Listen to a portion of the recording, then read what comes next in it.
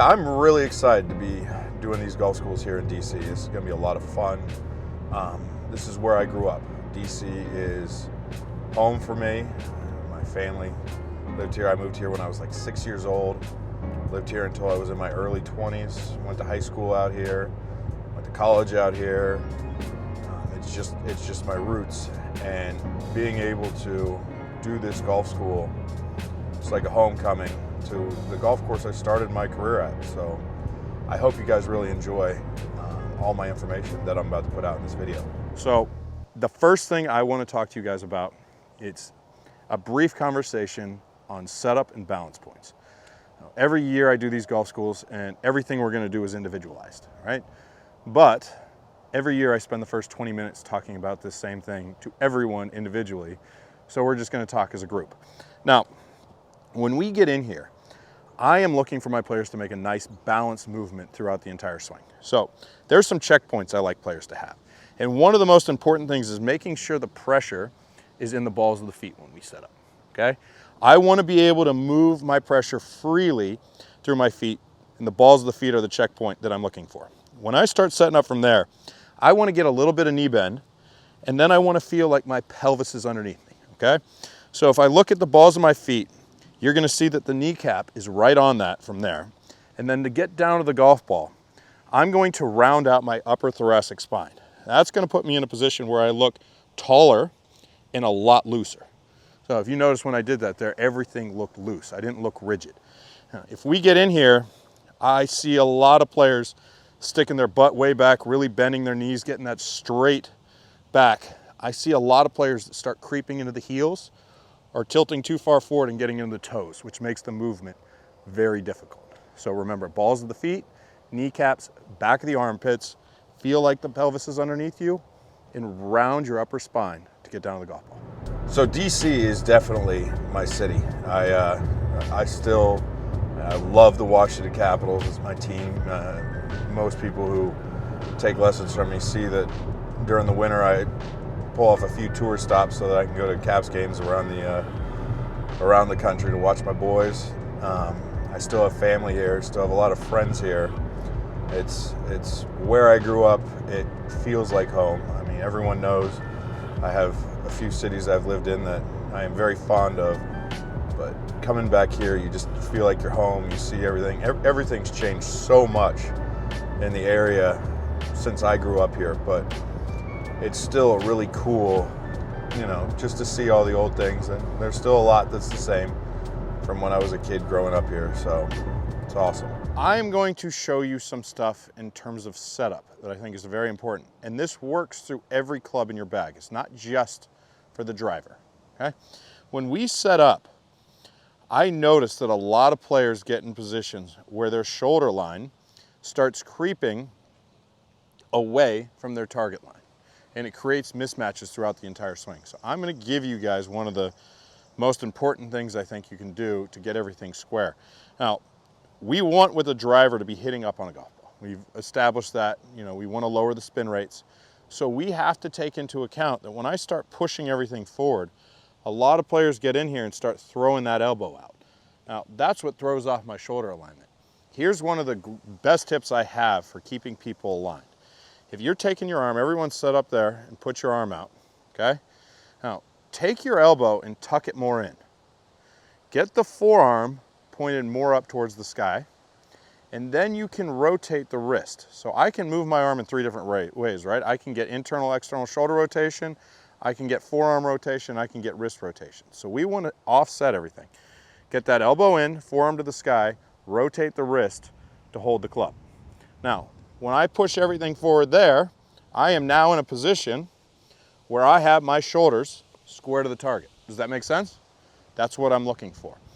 Now, when we talk about the golf swing, we've talked about with driver, I want you guys to take something in your brains and think about this. Now, this is not a true rule for everyone. It can change from player to player. When my club is moving down, it is generally working more out.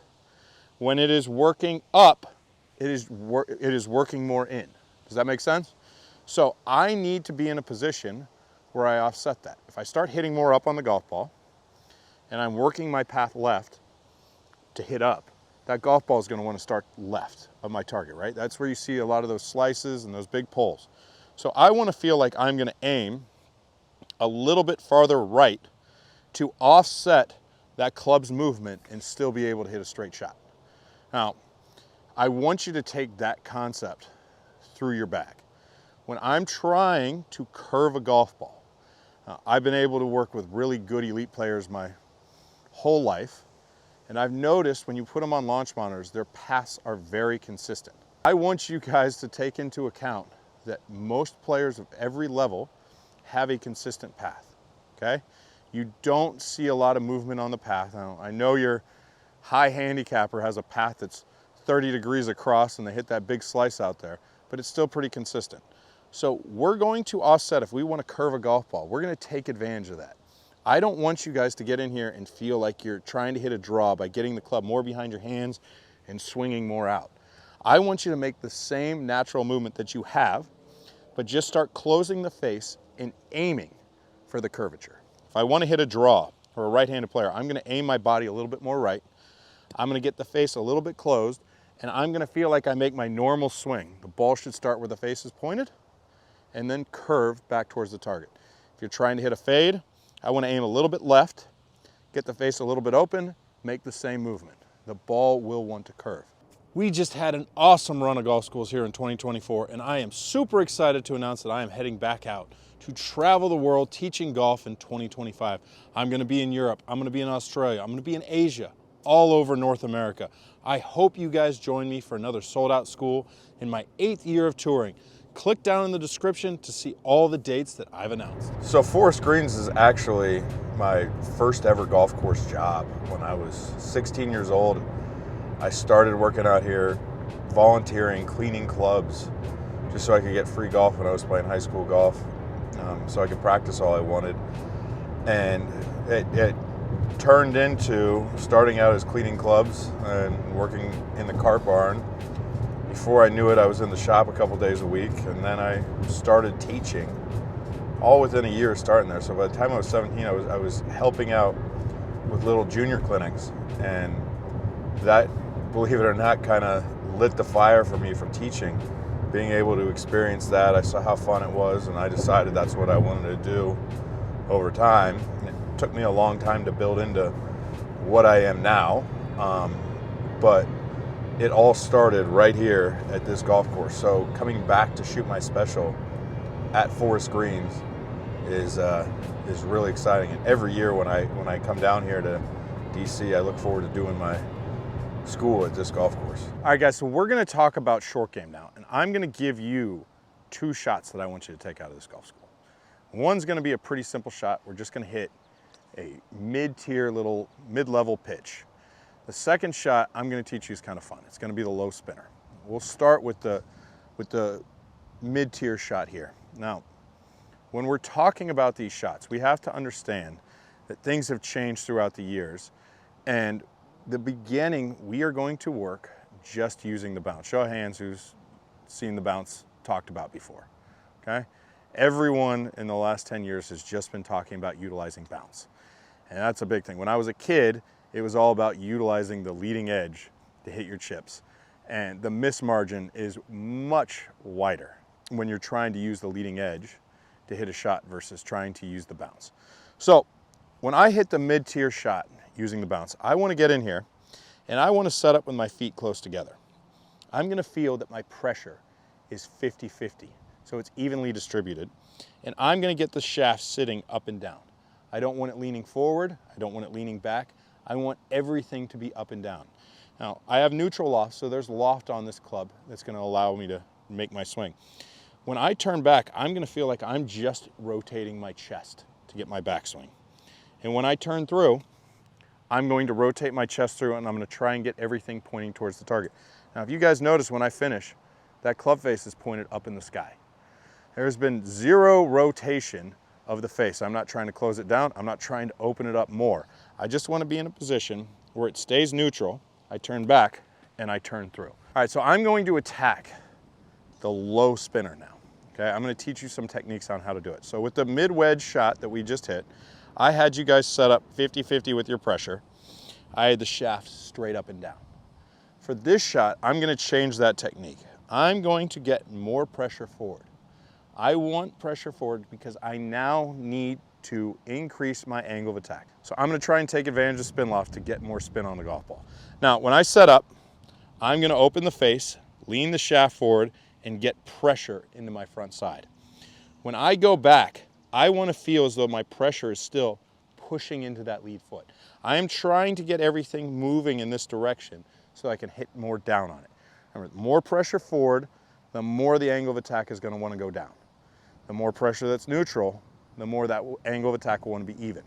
So I get everything here, I push everything into the lead foot, and I'm going to feel like I'm leaning when I start my downswing, okay? I don't want you to keep everything forward throughout the entire movement though. I'm just trying to get the club started down. If we stay too far down, that's where we bring the big chunk and hitting behind the golf ball into play. I want you to feel like after you start everything down, we are going to get our body rotating up and around so that we can get everything to neutralize and go more up. If it stays too far down for too long, I'm going to chunk it. I'm up and around, I'm going to be able to hit that low spinner, take advantage of that spin loft to hit the shot you want. Hey guys, thank you for being subscribed to this page and watching all my content. I hope it's helping you with your golf game. Now, I'm going to do a little giveaway contest. We're coming up on 10,000 subscribers. Once we hit that number, I'm going to give somebody a $250 gift certificate that you can buy anything you need in the golf world with. Now, all you have to do is be subscribed to this page, and I'm going to select one winner. Thank you guys for all of your support. I mean, this tour has been a lot of fun this year. It mainly stayed in North America. I usually go and do a lot of events through Europe, Asia, and Australia, but this year I really got back and I went to a lot of the smaller U.S. cities that I hadn't been to in a long time and added a whole bunch of new ones. Like, sold out events in Norfolk, Buffalo, got back to Omaha, a lot of really fun places that I haven't been to in a while.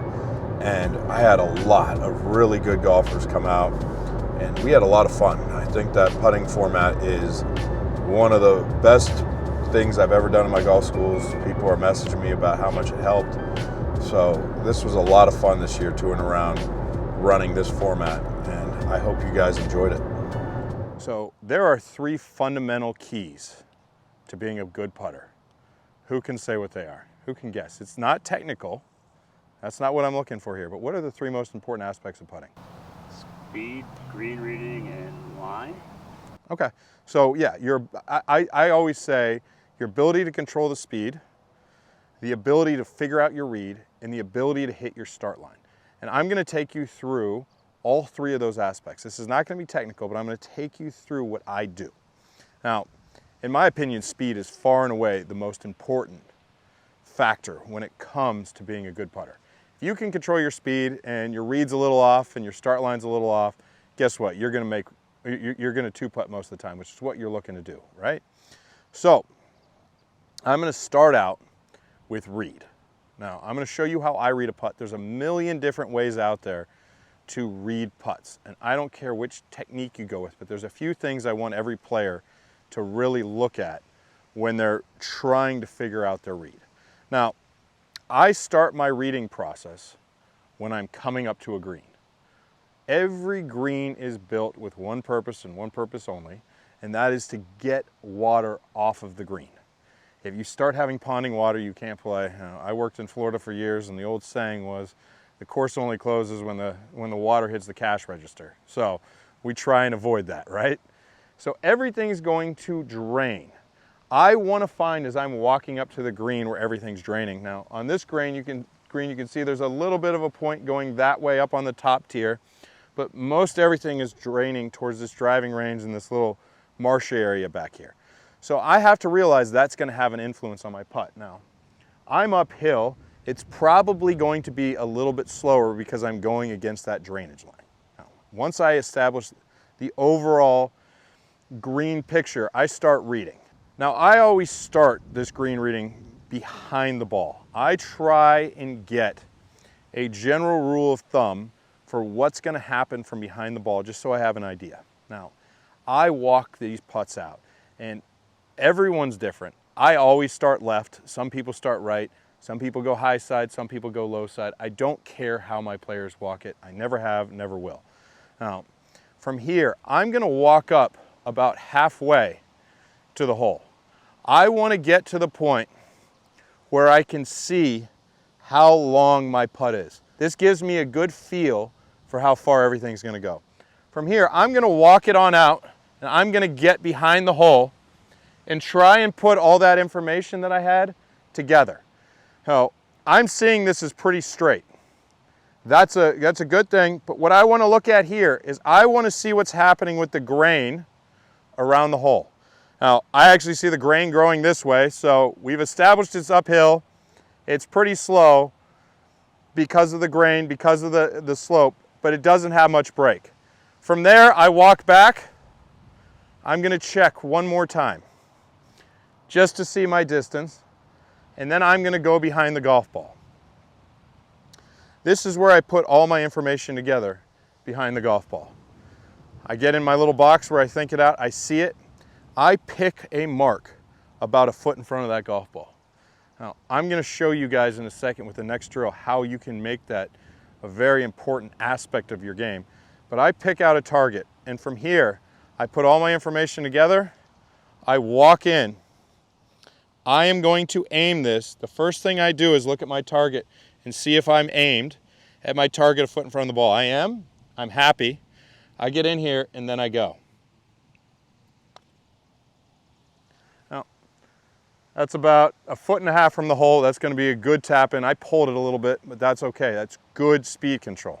I just told you guys when we were going through the whole read that I want you to find a spot about a foot in front of the hole. Now, if you're a really good putter, you can ignore it, but this school is mainly 80s and 90s players. So I like this concept. Now, the reason I picked that spot is because I worked this start line drill that I'm about to give you. Now, this is a great way to figure out where your golf ball is starting. So I have a ball marker about a foot in front of this golf ball here. And then I have another tee up there. It is only to show off my speed. That's just, I want to hit the ball that far. I'm not trying to hit that. All I'm worried about here is getting in a position where when I hit my putt, I get this ball to roll over the ball marker. If I can get that ball marker turned end over end and hitting it every time, I know I'm getting the ball started on the line I want. And from there, if I can build consistency and get the ball started, I'm gonna start making a lot more putts if I can combine that with that good read that we worked on. Make sense? So this is the final part of putting. We've worked on green reading, we've worked on hitting our start line. The final thing we are gonna work on today is being in a position where we can control our speed. And this is my favorite drill that I have in my entire repertoire when I'm looking at this. You see a lot of tour players, they like set up to a hole from like 10 feet away and they cut like half the hole off with tees and try and hit that perfect pace in it. I like to take the hole completely out of play when I'm working on speed. I just want to think about speed. So what I have a tee set up here where I'm going to hit from. I have another tee set up about 10 feet in front of me, and then I have another tee at 20 feet. You can vary your distance all you want to keep practicing on different lengths, but this is a great drill. So I'm going to start out by hitting a ball. Now, my only goal is to get this ball past that middle tee and keep it short of the back tee.